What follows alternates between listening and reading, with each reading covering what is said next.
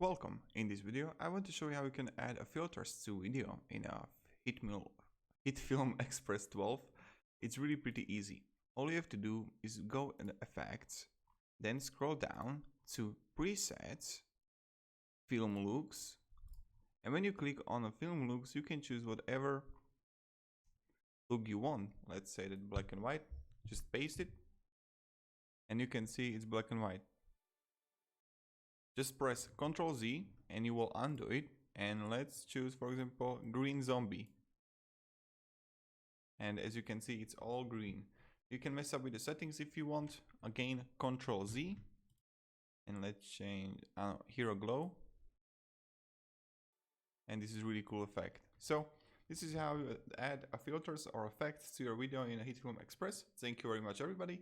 Goodbye and have a amazing day. Enjoy.